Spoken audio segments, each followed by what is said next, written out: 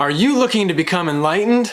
In this video, I'll give you my 3 best tips that'll put you on the fast track toward enlightenment. So keep watching this video right here, right now. We've got enlightenment coming up.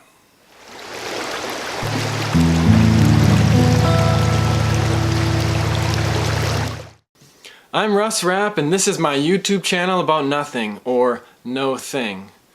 Before we get into my 3 best tips for achieving enlightenment, let's talk about what enlightenment is.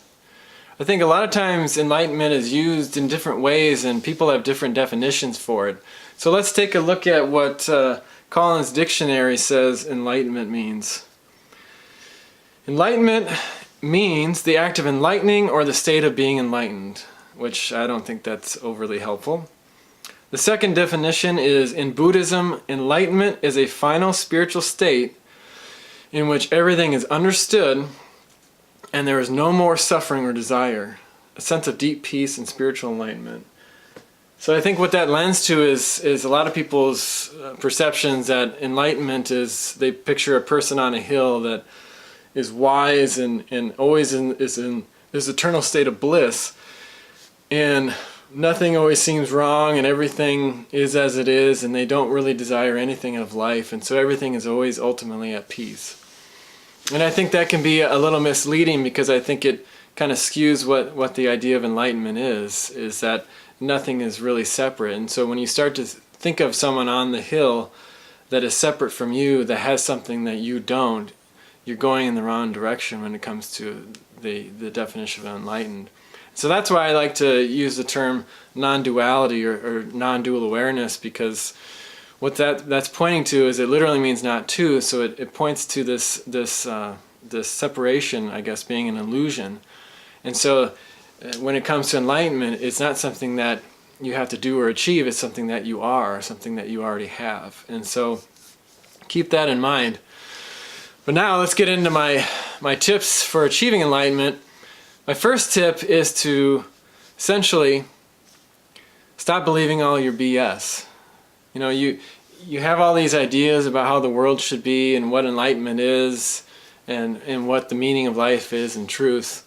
But maybe you don't know everything. Maybe if you keep an open mind and an open heart, you'll be able to take in more of what is available in the world, and so you'll start to see things that maybe you didn't see before. You'll start to understand things. But it's kind of like when you have a cup that's already full, it's hard to really put anything new into it. So really realizing that maybe there's some things in your life that are not truthful, or maybe you lie to yourself about things. And so if you realize that maybe you don't know everything, and keep an open mind, then that'll be a good start to achieving enlightenment.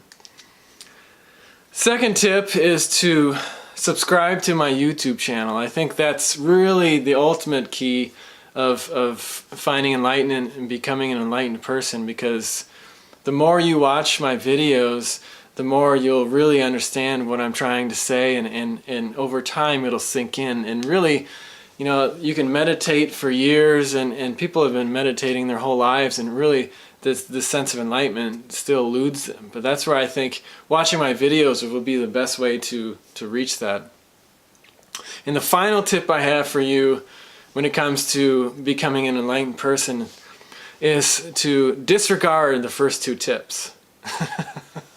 Basically, don't listen to anything what I had to just say about the tips to achieving enlightenment, because if you'd have listened at the beginning of the video, you would have heard me say there's nothing you can do, or nothing you can say, or an action you can take to become enlightened. It's a state of existence. It is your own essence, your own being.